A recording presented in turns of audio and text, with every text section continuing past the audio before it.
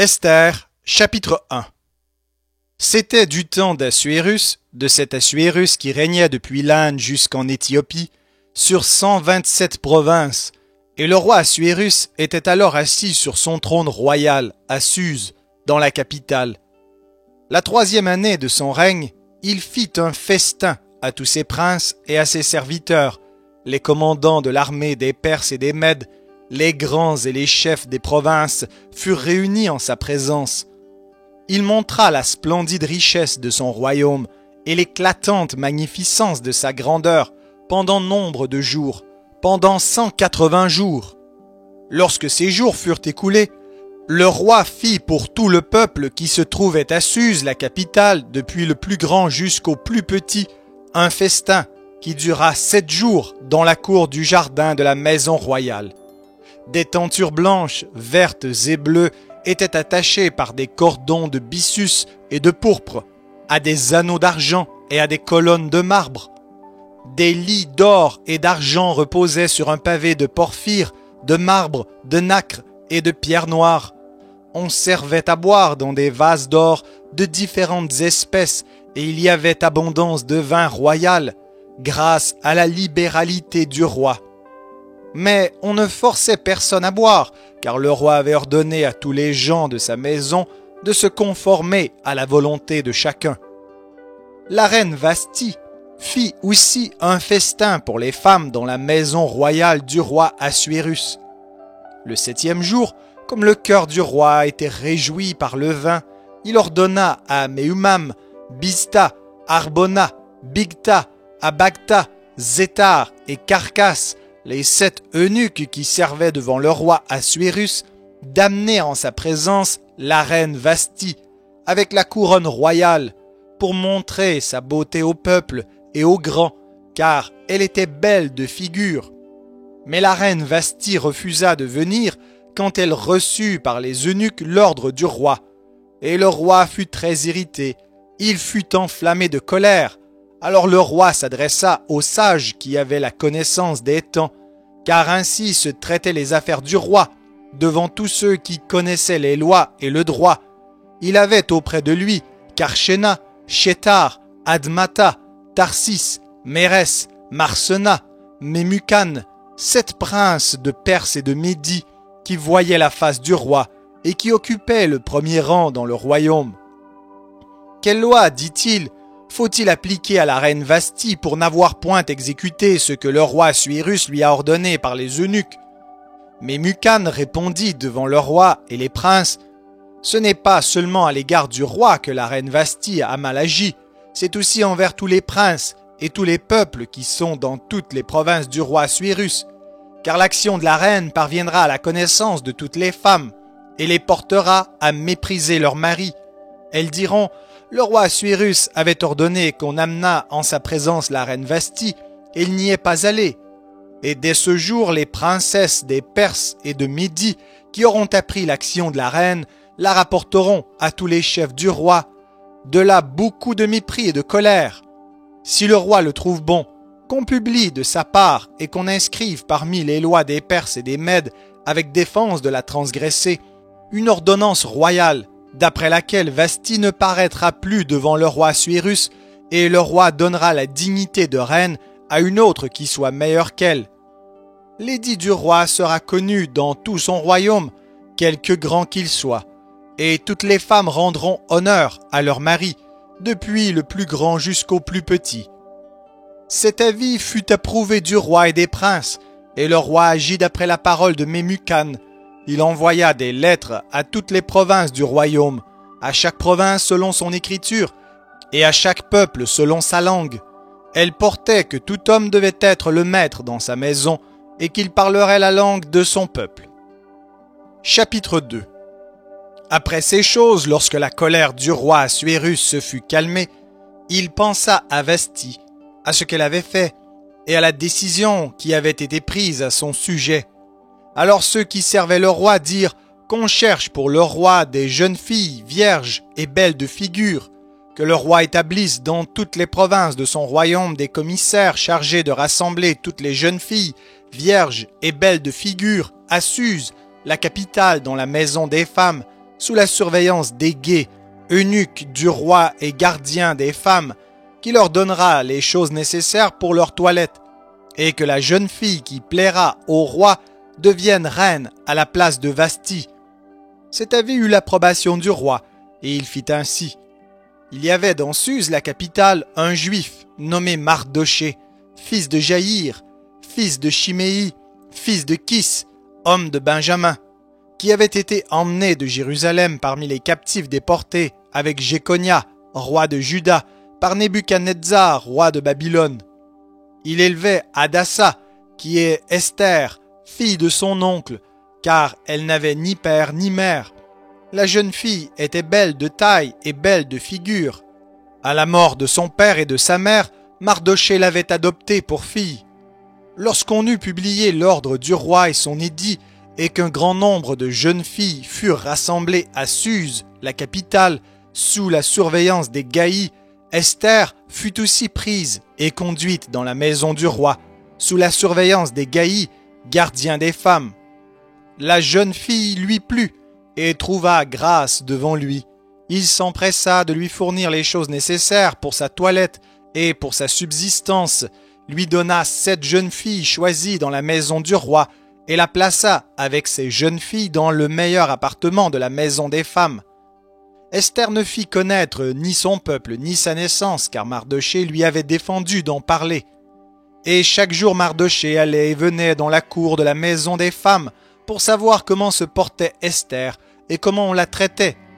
Chaque jeune fille allait à son tour vers le roi Assuérus, après avoir employé 12 mois à s'acquitter de ce qui était prescrit aux femmes.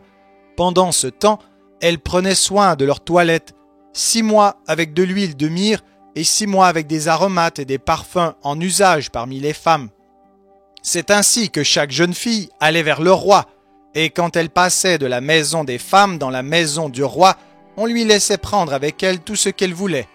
Elle y allait le soir, et le lendemain matin elle passait dans la seconde maison des femmes, sous la surveillance de Shaashgaz, eunuque du roi et gardien des concubines. Elle ne retournait plus vers le roi, à moins que le roi n'en eût le désir, et qu'elle ne fût appelée par son nom.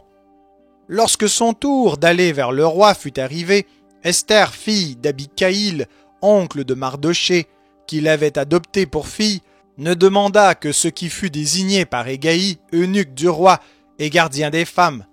Esther trouvait grâce aux yeux de tous ceux qui la voyaient.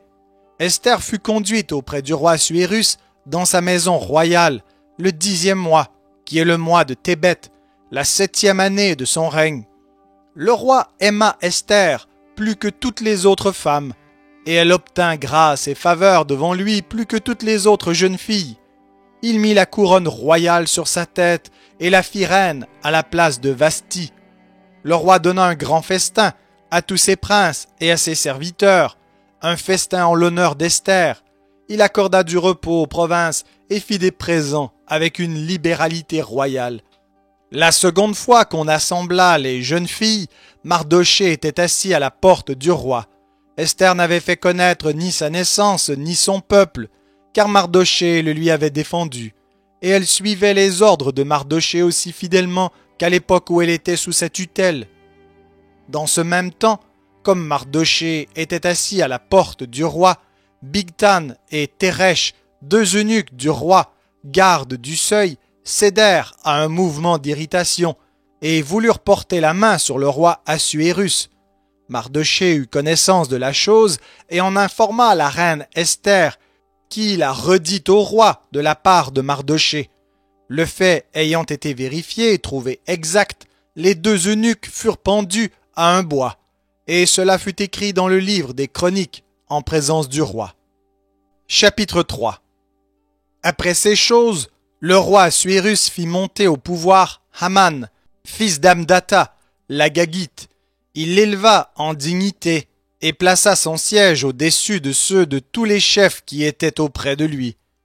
Tous les serviteurs du roi qui se tenaient à la porte du roi fléchissaient le genou et se prosternaient devant Haman, car tel était l'ordre du roi à son égard. Mais Mardoché ne fléchissait point le genou et ne se prosternait point. Et les serviteurs du roi qui se tenaient à la porte du roi dirent à Mardoché : « pourquoi transgresses-tu l'ordre du roi ?» Comme ils le lui répétaient chaque jour et qu'il ne les écoutait pas, ils en firent rapport à Aman pour voir si Mardochée persisterait dans sa résolution, car il leur avait dit qu'il était juif. Et Aman vit que Mardochée ne fléchissait point le genou et ne se prosternait point devant lui. Il fut rempli de fureur, mais il dédaigna de porter la main sur Mardochée seul, car on lui avait dit de quel peuple était Mardochée, et il voulut détruire le peuple de Mardochée, tous les Juifs qui se trouvaient dans tout le royaume d'Assuérus.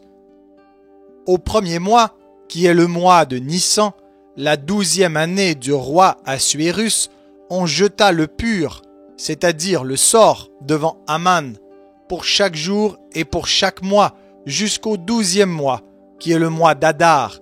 Alors Aman dit au roi Assuérus, « Il y a dans toutes les provinces de ton royaume un peuple dispersé et à part parmi les peuples, ayant des lois différentes de celles de tous les peuples et n'observant point les lois du roi. Il n'est pas dans l'intérêt du roi de le laisser en repos. Si le roi le trouve bon, qu'on écrive l'ordre de les faire périr, et je pèserai 10 000 talents d'argent entre les mains des fonctionnaires pour qu'on les porte dans le trésor du roi. » Le roi ôta son anneau de la main et le remit à Aman, fils d'Amdata, la Gagite, ennemi des Juifs. Et le roi dit à Aman, « L'argent t'est donné, et ce peuple aussi, faisant ce que tu voudras. » Les secrétaires du roi furent appelés le 13e jour du premier mois, et l'on écrivit suivant tout ce qui fut ordonné par Aman aux satrapes du roi, aux gouverneurs de chaque province et aux chefs de chaque peuple, à chaque province selon son écriture, et à chaque peuple selon sa langue. Ce fut au nom du roi Assuérus que l'on écrivit, et on scella avec l'anneau du roi. Les lettres furent envoyées par les courriers dans toutes les provinces du roi, pour qu'on détruisît, qu'on tuât et qu'on fît périr tous les Juifs, jeunes et vieux, petits enfants et femmes, en un seul jour, le 13e du 12e mois, qui est le mois d'Adar, et pour que leurs biens fussent livrés au pillage. Ces lettres renfermaient une copie de l'édit qui devait être publié dans chaque province, et invitaient tous les peuples à se tenir prêts pour ce jour-là. Les courriers partirent en toute hâte, d'après l'ordre du roi. L'édit fut aussi publié dans Suse, la capitale, et tandis que le roi et Aman étaient à boire, la ville de Suse était dans la consternation. Chapitre 4. Mardochée, ayant appris tout ce qui se passait, déchira ses vêtements, s'enveloppa d'un sac et se couvrit de cendres. Puis il alla au milieu de la ville en poussant avec force des cris amers, et se rendit jusqu'à la porte du roi, dont l'entrée était interdite à toute personne revêtue d'un sac. Dans chaque province, partout où arrivait l'ordre du roi et son édit, il y eut une grande désolation parmi les Juifs. Ils jeûnaient, pleuraient et se lamentaient, et beaucoup se couchaient sur le sac et la cendre. Les servantes d'Esther et ses eunuques vinrent lui annoncer cela, et la reine fut très effrayée. Elle envoya des vêtements à Mardochée pour le couvrir et lui faire ôter son sac, mais il ne les accepta pas. Alors Esther appela Hathach, l'un des eunuques que le roi avait placé auprès d'elle, et elle le chargea d'aller demander à Mardochée ce que c'était et d'où cela venait. Hathach se rendit vers Mardochée sur la place de la ville, devant la porte du roi. Et Mardochée lui raconta tout ce qui lui était arrivé, et lui indiqua la somme d'argent qu'Aman avait promis de livrer au trésor du roi en retour du massacre des Juifs. Il lui donna aussi une copie de l'édit publié dans Suse en vue de leur destruction, afin qu'il le montrât à Esther. Et il lui fit tout connaître, et il ordonna qu'Esther se rendît chez le roi pour lui demander grâce et l'implorer en faveur de son peuple. Hathach vint rapporter à Esther les paroles de Mardochée. Esther chargea Hathach d'aller dire à Mardochée, « Tous les serviteurs du roi et le peuple des provinces du roi savent qu'il existe une loi portant peine de mort contre quiconque, homme ou femme, entre chez le roi dans la cour intérieure sans avoir été appelé. Celui-là seul a la vie sauve à qui le roi tend le sceptre d'or. Et moi, je n'ai point été appelé auprès du roi depuis 30 jours. » Lorsque les paroles d'Esther eurent été rapportées à Mardochée, Mardochée fit répondre à Esther: « Ne t'imagine pas que tu échapperas seul d'entre tous les Juifs, parce que tu es dans la maison du roi. Car si tu te tais maintenant, le secours et la délivrance surgiront d'autre part pour les Juifs. Et toi et la maison de ton père, vous périrez. Et qui sait si ce n'est pas pour un temps comme celui-ci que tu es parvenu à la royauté. » Esther envoya dire à Mardochée: « Va, rassemble tous les Juifs qui se trouvent à Suse, et jeûnez pour moi sans manger ni boire pendant 3 jours, ni la nuit ni le jour. Moi aussi je jeûnerai, de même avec mes servantes, puis j'entrerai chez le roi, malgré la loi, et si je dois périr, je périrai. » Mardochée s'en alla et fit tout ce qu'Esther lui avait ordonné. Chapitre 5. Le 3e jour, Esther mit ses vêtements royaux et se présenta dans la cour intérieure de la maison du roi, devant la maison du roi. Le roi était assis sur son trône royal dans la maison royale, en face de l'entrée de la maison. Lorsque le roi vit la reine Esther debout dans la cour, elle trouva grâce à ses yeux, et le roi tendit à Esther le sceptre d'or qu'il tenait à la main. Esther s'approcha et toucha le bout du sceptre. Le roi lui dit: « Qu'as-tu, reine Esther, et que demandes-tu?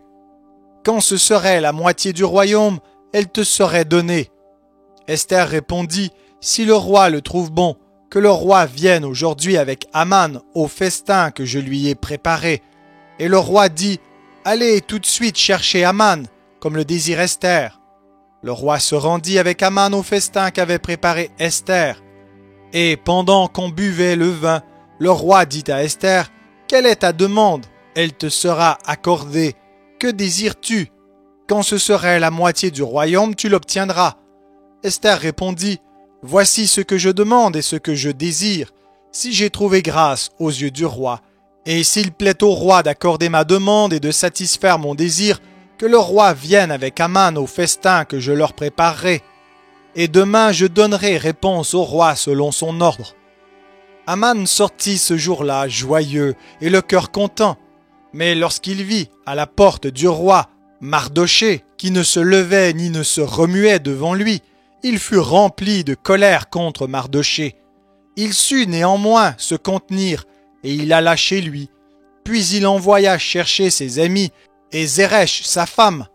Aman leur parla de la magnificence de ses richesses, du nombre de ses fils, de tout ce qu'avait fait le roi pour l'élever en dignité, et du rang qu'il lui avait donné au-dessus des chefs et des serviteurs du roi.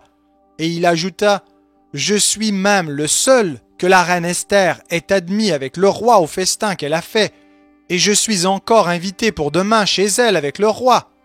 Mais tout cela n'est d'aucun prix pour moi aussi longtemps que je verrai Mardochée, le juif, assis à la porte du roi. » Zeresh, sa femme, et tous ses amis lui dirent: « Qu'on prépare un bois haut de 50 coudées, et demain matin demande au roi qu'on y pende Mardochée, puis tu iras joyeux au festin avec le roi. » Cet avis plut à Aman, et il fit préparer le bois. Chapitre 6. Cette nuit-là, le roi ne put pas dormir, et il se fit apporter le livre des annales, les chroniques. On les lut devant le roi, et l'on trouva écrit ce que Mardochée avait révélé au sujet de Bigtan et de Teresh, les 2 eunuques du roi, gardes du seuil, qui avaient voulu porter la main sur le roi Assuérus. Le roi dit: « Quelle marque de distinction et d'honneur Mardochée a-t-il reçu pour cela? » « Il n'a rien reçu, répondirent ceux qui servaient le roi. Alors le roi dit: « Qui est dans la cour ?» Aman était venu dans la cour extérieure de la maison du roi pour demander au roi de faire pendre Mardochée au bois qu'il avait préparé pour lui. Les serviteurs du roi lui répondirent: « C'est Aman qui se tient dans la cour. » Et le roi dit: « Qu'il entre. » Aman entra, et le roi lui dit: « Que faut-il faire pour un homme que le roi veut honorer ?» Aman se dit en lui-même: « Quel autre que moi le roi voudrait-il honorer ?»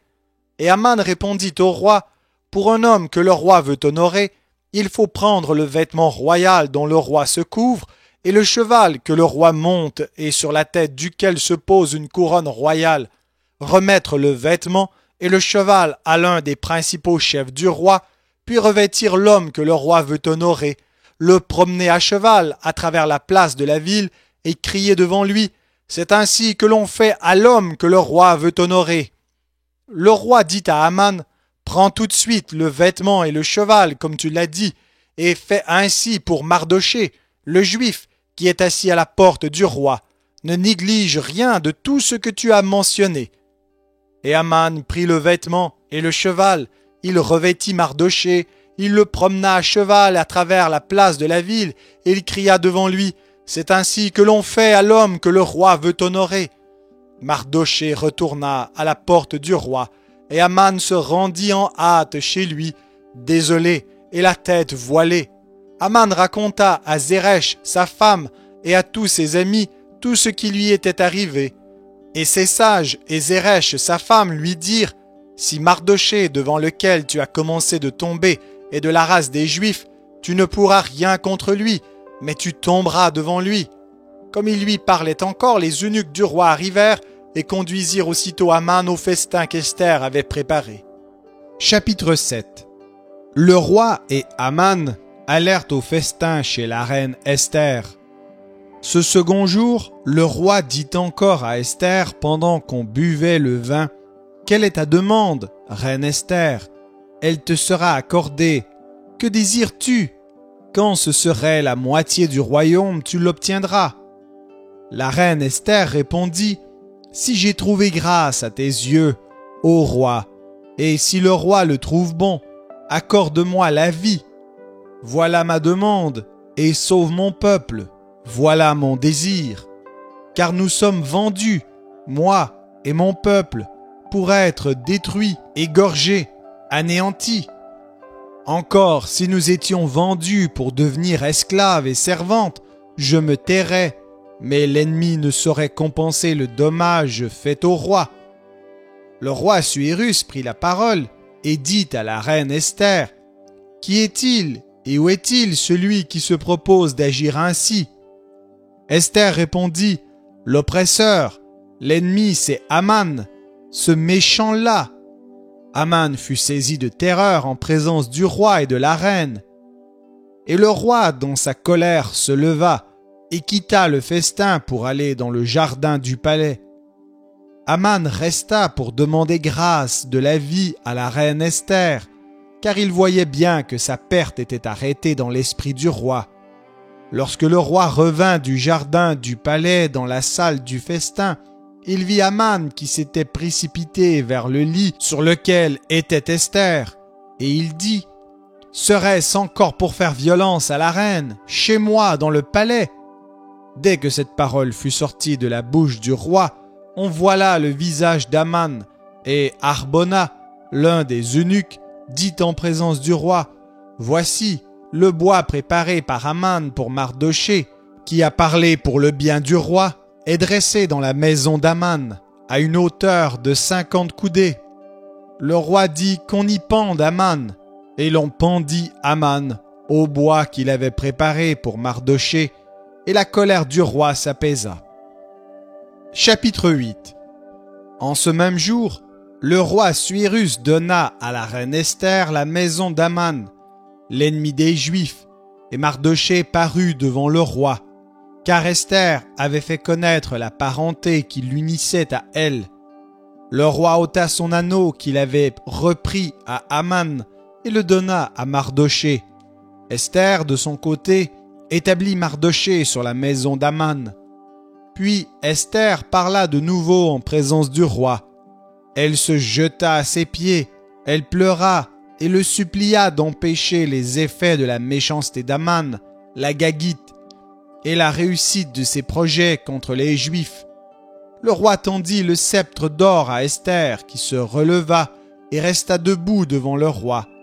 Elle dit alors, « Si le roi le trouve bon, et si j'ai trouvé grâce devant lui, si la chose paraît convenable au roi, et si je suis agréable à ses yeux, qu'on écrive pour révoquer les lettres conçues par Aman, fils d'Amdata, la Gagite, et écrite par lui dans le but de faire périr les Juifs qui sont dans toutes les provinces du roi. Car comment pourrais-je voir le malheur qui atteindrait mon peuple, et comment pourrais-je voir la destruction de ma race? Le roi Assuérus dit à la reine Esther et aux Juifs Mardochée, « Voici, j'ai donné à Esther la maison d'Aman, et il a été pendu au bois pour avoir étendu la main contre les Juifs. Écrivez donc en faveur des Juifs comme il vous plaira, au nom du roi, et scellez avec l'anneau du roi, car une lettre écrite au nom du roi et scellée avec l'anneau du roi ne peut être révoquée. » Les secrétaires du roi furent appelés en ce temps, le 23e jour du 3e mois, qui est le mois de Sivan, et l'on écrivit, suivant tout ce qui fut ordonné par Mardochée, aux Juifs, aux satrapes, aux gouverneurs et aux chefs des 127 provinces situées de l'Inde à l'Éthiopie, à chaque province selon son écriture, à chaque peuple selon sa langue, et aux Juifs selon leur écriture et selon leur langue. On écrivit au nom du roi Assuérus, et l'on scella avec l'anneau du roi. On envoya les lettres par des courriers ayant pour monture des chevaux et des mulets nés de juments. Par ces lettres, le roi donnait aux Juifs, en quelque ville qu'ils fussent, la permission de se rassembler et de défendre leur vie, de détruire, de tuer et de faire périr avec leurs petits-enfants et leurs femmes tous ceux de chaque peuple et de chaque province qui prendraient les armes pour les attaquer, et de livrer leurs biens au pillage. Et cela en un seul jour, dans toutes les provinces du roi Assuérus, le 13e du 12e mois, qui est le mois d'Adar. Ces lettres renfermaient une copie de l'édit qui devait être publié dans chaque province et informaient tous les peuples que les Juifs se tiendraient prêts pour ce jour-là à se venger de leurs ennemis. Les courriers montés sur des chevaux et des mulets partirent aussitôt et en toute hâte d'après l'ordre du roi. L'édit fut aussi publié dans Suse, la capitale. Mardochée sortit de chez le roi avec un vêtement royal bleu et blanc, une grande couronne d'or et un manteau de byssus et de pourpre. La ville de Suse poussait des cris et se réjouissait. Il n'y avait pour les Juifs que bonheur et joie, allégresse et gloire. Dans chaque province et dans chaque ville, partout où arrivait l'ordre du roi et son édit, il y eut parmi les Juifs de la joie et de l'allégresse, des festins et des fêtes. Et beaucoup de gens d'entre les peuples du pays se firent juifs, car la crainte des Juifs les avait saisis. Chapitre 9. Au 12e mois, qui est le mois d'Adar, le 13e jour du mois, jour où devait s'exécuter l'ordre et l'édit du roi, et où les ennemis des Juifs avaient espéré dominer sur eux, ce fut le contraire qui arriva. Et les Juifs dominèrent sur leurs ennemis. Les Juifs se rassemblèrent dans leurs villes, dans toutes les provinces du roi Assuérus, pour mettre la main sur ceux qui cherchaient leur perte. Et personne ne put leur résister, car la crainte qu'on avait d'eux s'était emparée de tous les peuples, et tous les chefs des provinces, les satrapes, les gouverneurs, les fonctionnaires du roi, soutinrent les Juifs à cause de l'effroi que leur inspirait Mardochée. Car Mardochée était puissant dans la maison du roi, et sa renommée se répandait dans toutes les provinces parce qu'il devenait de plus en plus puissant. Les Juifs frappèrent à coups d'épée tous leurs ennemis. Ils les tuèrent et les firent périr. Ils traitèrent comme il leur plut ceux qui leur étaient hostiles.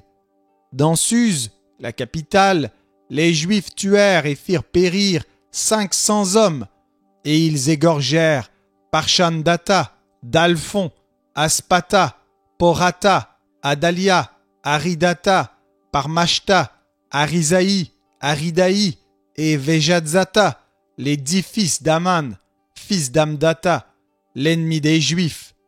Mais ils ne mirent pas la main au pillage. Ce jour-là, le nombre de ceux qui avaient été tués dans Suse, la capitale, parvint à la connaissance du roi, et le roi dit à la reine Esther, « Les Juifs ont tué et fait périr dans Suse, la capitale, 500 hommes, et les 10 fils d'Aman. Qu'auront-ils fait dans le reste des provinces du roi? Quelle est ta demande? Elle te sera accordée. Que désires-tu encore? Tu l'obtiendras. » Esther répondit, « Si le roi le trouve bon, qu'il soit permis aux Juifs qui sont à Suse d'agir encore demain selon le décret d'aujourd'hui, et que l'on pende au bois les 10 fils d'Aman. » Et le roi ordonna de faire ainsi. L'édit fut publié dans Suse, on pendit les 10 fils d'Aman, et les Juifs qui se trouvaient à Suse se rassemblèrent de nouveau le 14e jour du mois d'Adar, et tuèrent dans Suse 300 hommes, mais ils ne mirent pas la main au pillage. Les autres Juifs qui étaient dans les provinces du roi se rassemblèrent et défendirent leur vie. Ils se procurèrent du repos en se délivrant de leurs ennemis, et ils tuèrent 75 000 de ceux qui leur étaient hostiles. Mais ils ne mirent pas la main au pillage. Ces choses arrivèrent le 13e jour du mois d'Adar. Les Juifs se reposèrent le 14e, et ils en firent un jour de festin et de joie. Ceux qui se trouvaient à Suse, s'étant rassemblés le 13e jour et le 14e jour, se reposèrent le 15e, et ils en firent un jour de festin et de joie. C'est pourquoi les Juifs de la campagne, qui habitent des villes sans murailles, font du 14e jour du mois d'Adar un jour de joie, de festin et de fête, où l'on s'envoie des portions les uns aux autres. Mardochée écrivit ces choses, et il envoya des lettres à tous les Juifs qui étaient dans toutes les provinces du roi Assuérus, au près et au loin. Il leur prescrivait de célébrer chaque année le 14e jour et le 15e jour du mois d'Adar, comme les jours où ils avaient obtenu du repos en se délivrant de leurs ennemis, de célébrer le mois où leur tristesse avait été changée en joie et leur désolation en jour de fête, et de faire de ces jours des jours de festin et de joie, où l'on s'envoie des portions les uns aux autres et où l'on distribue des dons aux indigents. Les Juifs s'engagèrent à faire ce qu'ils avaient déjà commencé et ce que Mardochée leur écrivit, car Aman, fils d'Amdata, la Gagite, ennemi de tous les Juifs, avait formé le projet de les faire périr, et il avait jeté le pur, c'est-à-dire le sort, afin de les tuer et de les détruire.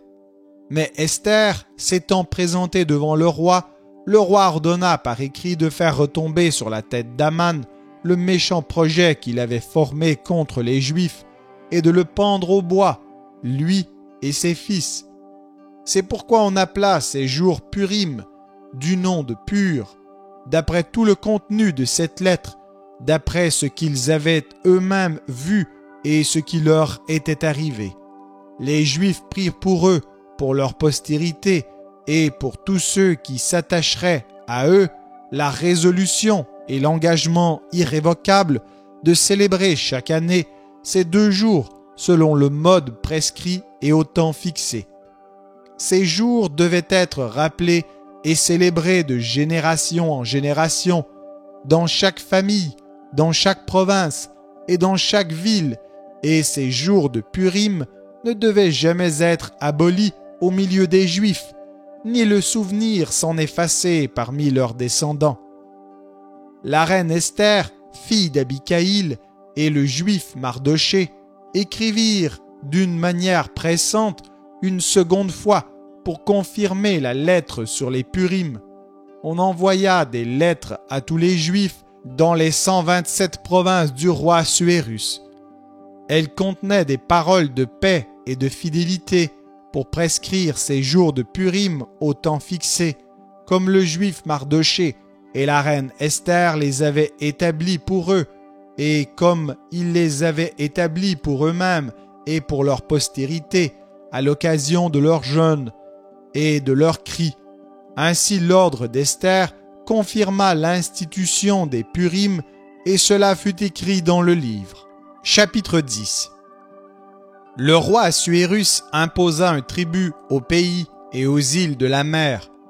Tous les faits concernant sa puissance et ses exploits et les détails sur la grandeur à laquelle le roi éleva Mardochée ne sont-ils pas écrits dans le livre des chroniques des rois des Mèdes et des Perses?